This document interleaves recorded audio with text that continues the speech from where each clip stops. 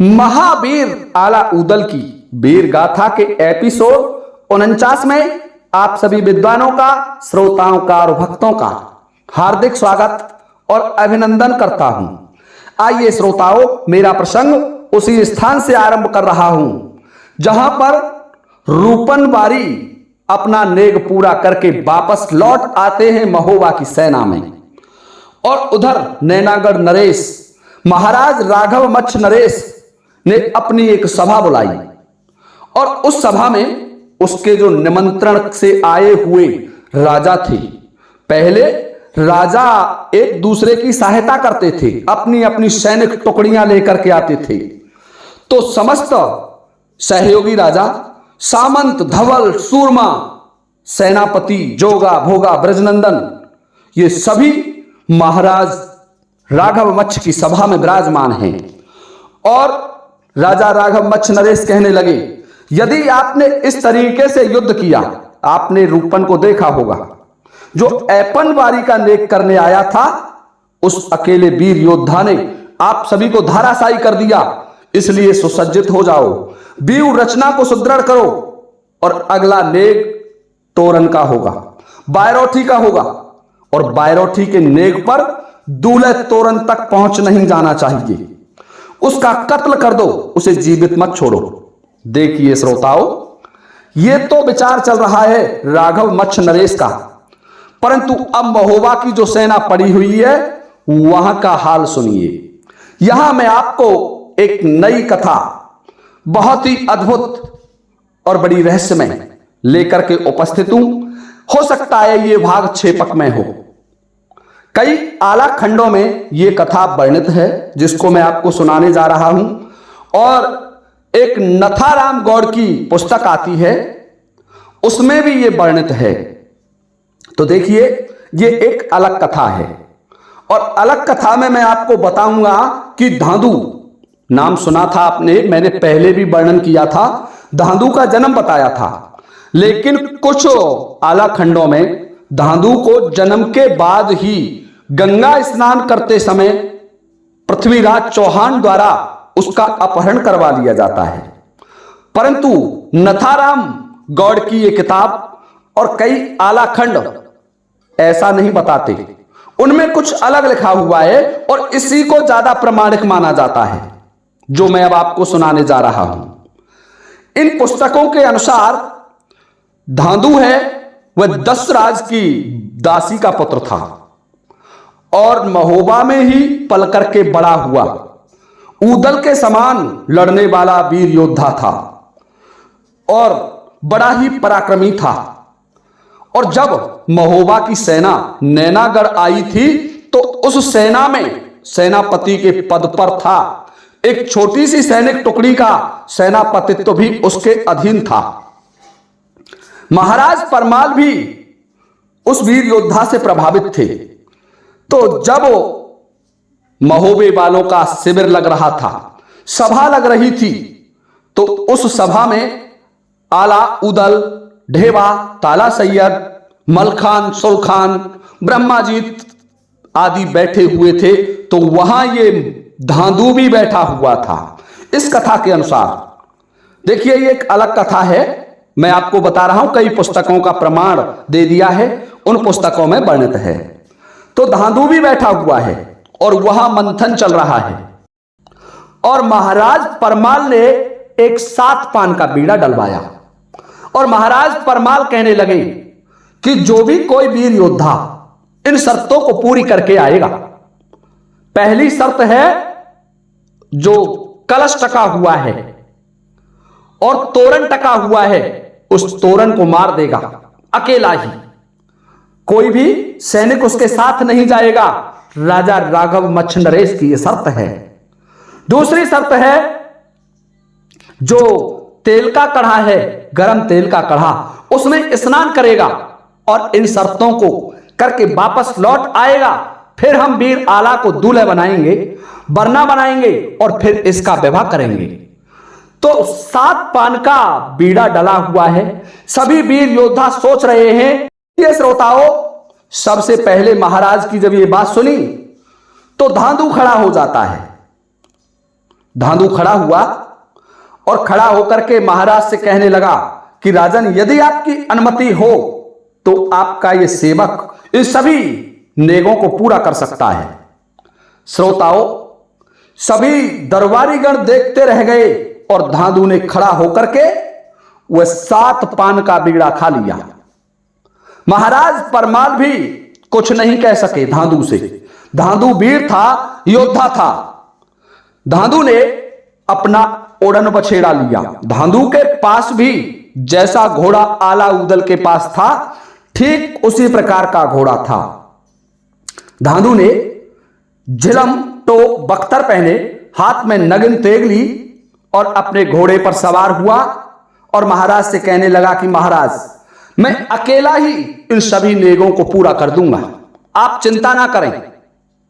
श्रोताओं, ये एक अलग कथा है और यहीं से अब धांधु अलग होगा।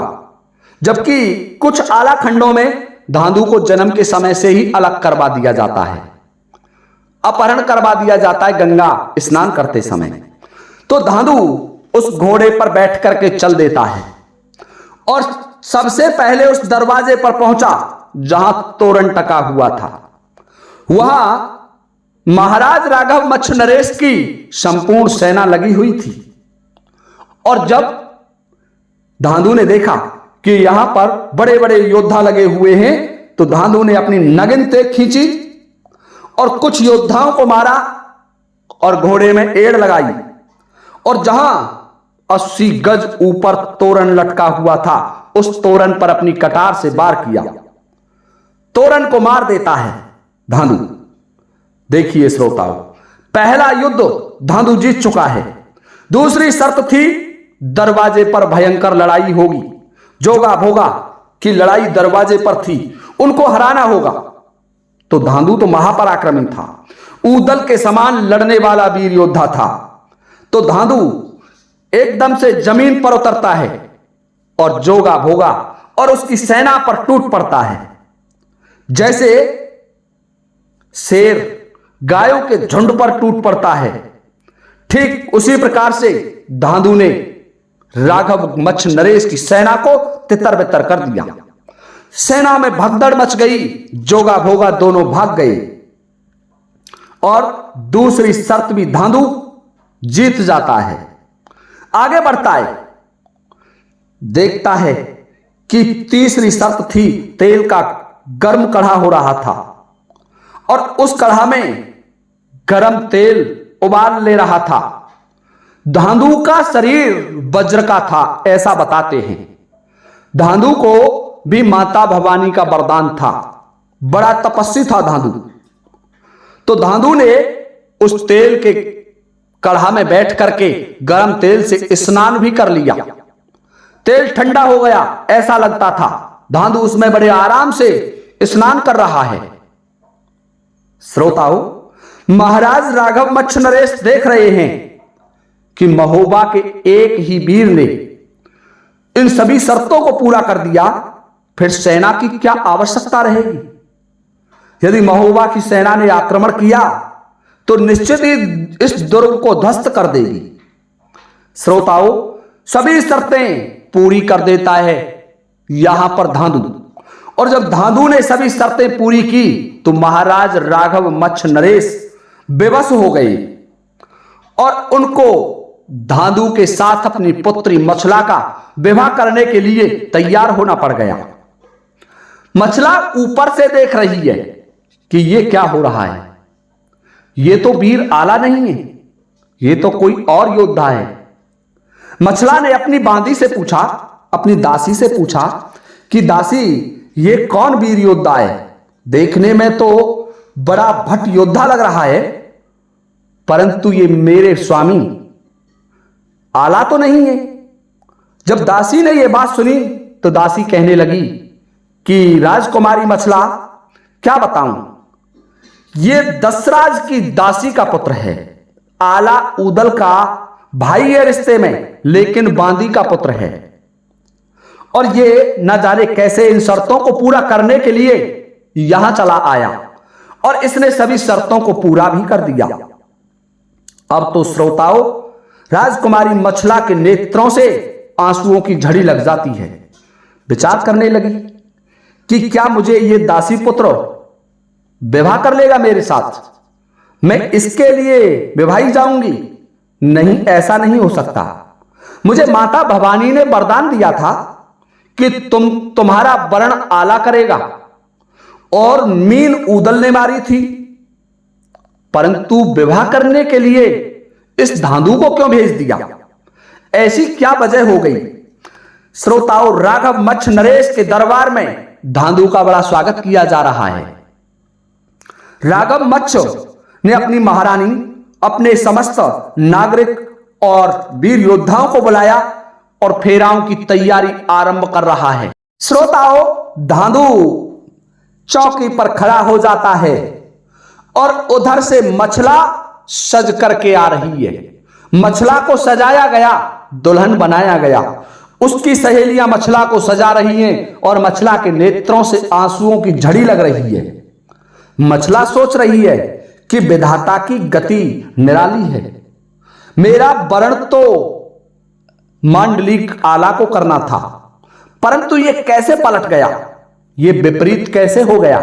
महाराज परमाल की बुद्धि पर पत्थर कैसे पड़ गए?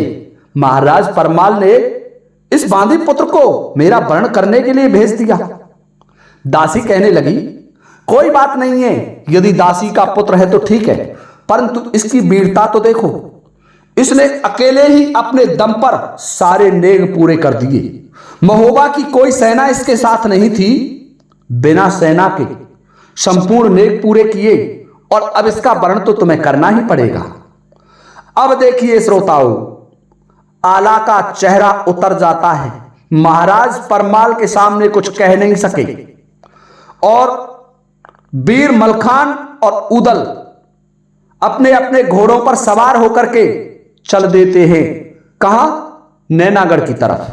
जब वो नैनागढ़ की तरफ आ रहे थे तो मछला को महल से दिखाई दिए, और जब मछला ने मलखान और उदल को देखा तो दोनों को देख करके मछला ऊपर से सतखंडा से कहने लगी कि मैं तो ये जानती थी कि महोबा में वीर क्षत्रिय पैदा हुए होंगे, महोबा में वीर आला उदल जैसे योद्धा पैदा हुए होंगे, परंतु मुझे यह पता नहीं था कि जिसका विवाह वीर आला के साथ होना था उसका विवाह एक दासी पुत्र के साथ होगा।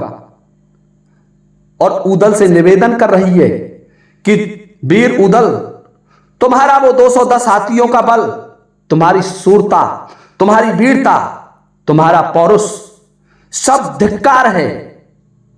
मैं तुम्हारी माता के समान भावी मछला, जो मन से, कर्म से और वचन से आला का वर्ण कर चुकी हूं, और मेरा विवाह एक दासी पुत्र के साथ होगा। धिक्कार है ऐसी रजपूती के लिए। ऐसी रजपूती पर लानत है, तुम्हें मर जाना चाहिए। जब वीर उदल ने और मलखान ने यह बात सुनी राजकुमारी सोनवा की, तो क्रोध जाग उठा और मलखान से कहने लगा कि भाई मलखान, अब समय आ गया है विरोध करने का। चलिए, मैं देखता हूं यह विवाह इस तरीके से नहीं होगा। राजकुमारी का वर्ण केवल आला ही करेंगे। मेरे बड़े भाई आला ने यदि वर्ण नहीं किया तो इस दासी पुत्र के साथ भी विवाह नहीं होने दिया जाएगा, चाहे फिर प्राण रहे या ना रहे। वीर मलखान कहने लगे, वीर उदल, तुम ध्यान से सुनो। यदि धांधु से हमें विरोध करना पड़ा तो धांधु निश्चित ही नैनागढ़ के महाराज के पक्ष में हो जाएगा। धांधु हमसे रुष्ट हो जाएगा, हमारा यह दल छोड़ देगा और निश्चित नैनागढ़ की तरफ होगा, और फिर नैनागढ़ के सभी वीर योद्धा हम पर टूट पड़ेंगे और फिर युद्ध बहुत कठिन हो जाएगा। इस विवाह में हो सकता है महोबा के सभी वीर योद्धा मारे जाएं। तुम जानते नहीं हो कि धांधु तो तुम्हारे जोड़ का योद्धा है, धांधु तो तुम्हारी बराबरी का योद्धा है और तुम्हारे ही पिता के अंश से पैदा है। उदल कहने लगा, भाई मलखान, चाहे प्राण रहो या जाओ, लेकिन मछला के वचन का पालन तो मुझे करना होगा। मैं इसका विवाह कभी भी राजकुमारी सोनबा के साथ नहीं होने दूंगा। चलिए, वहां चलते हैं जहां चौकी पर धांधु खड़ा हुआ है। देखिए श्रोताओं, चौकी पर धांधु खड़ा हुआ प्रतीक्षा कर रहा है वरमाला की कि कब राजकुमारी सोनवा आए और उसके गले में माला डाले और उसकी भामरें डालें। और इधर नगिन तेग खींच करके क्रोध में भर के मलखान और उदल चल देते हैं। और जहां चौकी पर धांधु खड़ा हुआ था उसके सामने हाथ में थाली लेकर के महाराज राघव मच्छ नरेश की पत्नी खड़ी हुई थी, महारानी खड़ी हुई थी, जो तिलक कर रही थी धांधु का। और स्वयं महाराज खड़े हुए थे, जोगा भोगा खड़े हुए थे। उदल ने वहां जाकर के धांधु को ललकारा और कहा, अरे नीच, अरे गुलाम, अरे दासी पुत्र, तुझे शर्म नहीं आई? तूने हमारे बड़े भ्राता मांडलिक आला का अपमान किया है। तैने बीड़ा चबाया, शर्तें पूरी करने के लिए चबाया था पान। तुझे इसलिए नहीं भेजा महाराज परमाल ने कि तुम उस राजकुमारी का ही वर्ण कर लो। महोबा के एक वीर योद्धा थे, एक सेनापति के पद पर थे और तुमने उस पद का भी दुरुपयोग किया। तुमको महाराज ने इसलिए भेजा था कि जैसे मैंने मछली को मारा और फिर भी विवाह मेरे बड़े भाई आला का होना था, इसी तरीके से तुम्हें ये नेक करने थे। महोबा का प्रतिनिधित्व करना था और विवाह आला का होना था। अरे कायर, धिक्कार है तुझे, धिक्कार है तेरी रजपूती पर। और वीर उदल ने क्रोध में आकर के जो पट्टा पर खड़ा हुआ था, चौकी पर खड़ा हुआ था, उसमें धक्का मार दिया। और जैसे ही धक्का मारा तो अब तो धांधु पर शर्म छा गई। धांधु का सम्मान जाग उठा और धांधु ने नगिन तेग खींच ली और दोनों वीर योद्धा भिड़ गए। देखिए श्रोताओं, बड़ा भयंकर युद्ध हुआ। दोनों वीर आपस में लड़ रहे हैं। नैनागढ़ वासी सोचने लगे कि ठीक है, महोबा के लोग अपने आप लड़कर मर जाएंगे, आप ही फैसला कर लेते हैं, कोई बात नहीं है।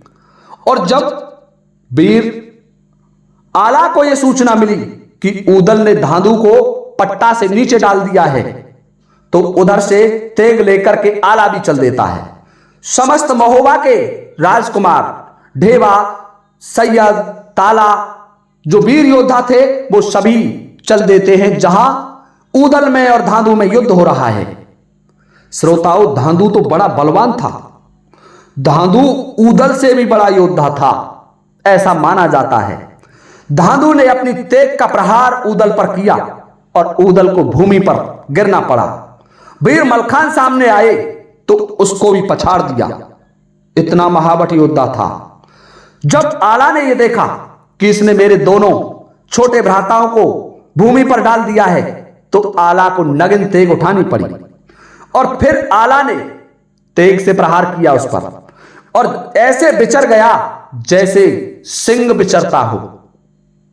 सिंह हाथियों के झुंड को देख करके मदमस्त होकर के आक्रमण कर रहा हो। जोगा भोगा और नैनागढ़ वालों ने भी धांधु का पक्ष लिया, परंतु वीर आला के सामने एक भी नहीं चली। और उधर उदल और मलखान भी खड़े हो जाते हैं और वहां बड़ा भयंकर युद्ध हुआ और उन्होंने धांधु को वहां से भगा दिया।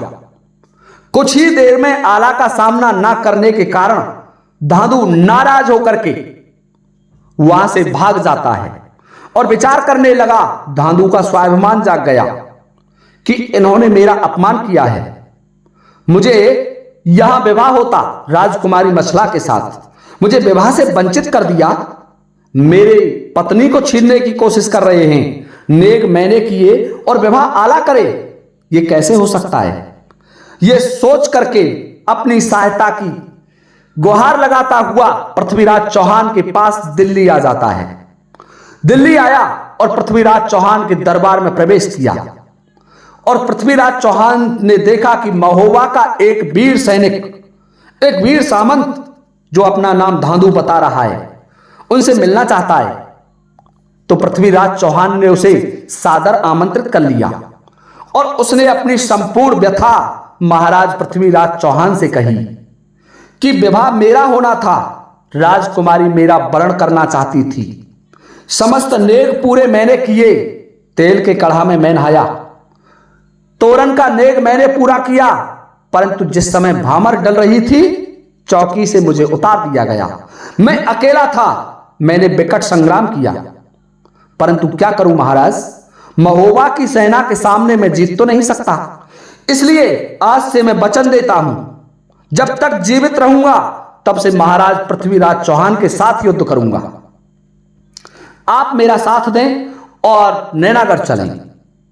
जब महाराज पृथ्वीराज चौहान ने यह बात सुनी तो प्रसन्न हो जाता है।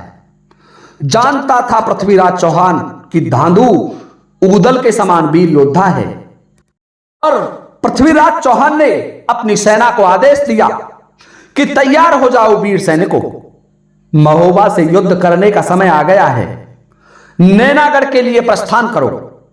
तो उधर धांधु पृथ्वीराज चौहान को साथ लेकर के नैनागढ़ की तरफ चल देता है, और उधर वीर आला, उदल, मलखान, सभी वीर योद्धा वहां जो विवाह था उसको रुकवा देते हैं और वापस अपने खेमे में लौट आते हैं। देखिए श्रोताओं, यहां से आगे का वर्णन मैं आपको अगले वीडियो में लेकर के उपस्थित हो जाऊंगा। तब तक के लिए आप सभी से चाहता हूं अनुमति इस वीडियो को विराम देने की। इसी के साथ जय हिंद, जय भारत।